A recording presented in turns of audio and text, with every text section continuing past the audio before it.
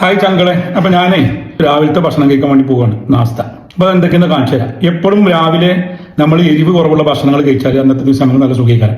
നാട്ടിൽ നമുക്ക് ചട്നി ഒന്നും കുഴപ്പമില്ല, അതുപോലെ തന്നെ ഈസ്റ്റും കുഴപ്പമില്ല, വലിയ മസാലയും കാര്യങ്ങളൊന്നും ഉണ്ടാവില്ല.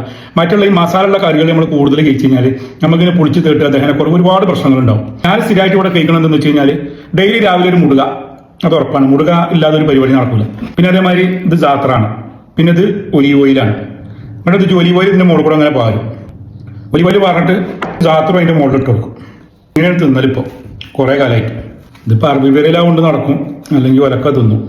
കുറെ ആൾക്കാർ ഒരു നേരത്തെ ഭക്ഷണത്തിന് വെച്ചില്ലാതെ അതാൻ്റെ ദുനിയാവില് പല മുക്കിലും മൂലയിലൊക്കെ ഉണ്ട്. എല്ലാവരും പായിരം പട്ടിനൊക്കെ പറിച്ചോ പെട്ടെന്ന് മാറ്റി കൊടുക്കട്ടെ. ഇതിനാണ് ഈ അറബിക്ക് കുബൂസ് കേട്ടോ. ഇതിന് അവിടെ ഉണ്ടാക്കാനാണ്, പറ്റ നൈസാണ്, ഒരു ബ്ലേഡിന്റെ കനമുള്ളൂ. പിന്നെ വലിയൊരു കളറ് മാതിരി ഗ്ലാസ് ഉണ്ട്, പിന്നെ ഒരു സുലൈമാനി. അതേമാതിരി നമ്മുടെ മുടുക തിന്നാണെങ്കിൽ പുഴുങ്ങിയിട്ട് തിന്നുക, പൊരിച്ച് തിന്നരുത്. പൊരിച്ച് തിന്നു കഴിഞ്ഞാൽ ഫലം പോയി. ഈ ജാത്ര എന്ന് പറഞ്ഞാൽ ഉപ്പ് രുചിയാണ്, നമുക്കൊന്നും ചിലപ്പോൾ പറ്റിക്കൊള്ളുന്നില്ല. പിന്നെ എന്താണെന്ന് വെച്ച് കഴിഞ്ഞാൽ അതാണ് ശീലയിക്കോളും. പിന്നെ എപ്പോഴും നമ്മൾ എന്താ വേണ്ടുന്ന നിങ്ങൾ സൗന്ദര്യം നല്ല നോക്കുക.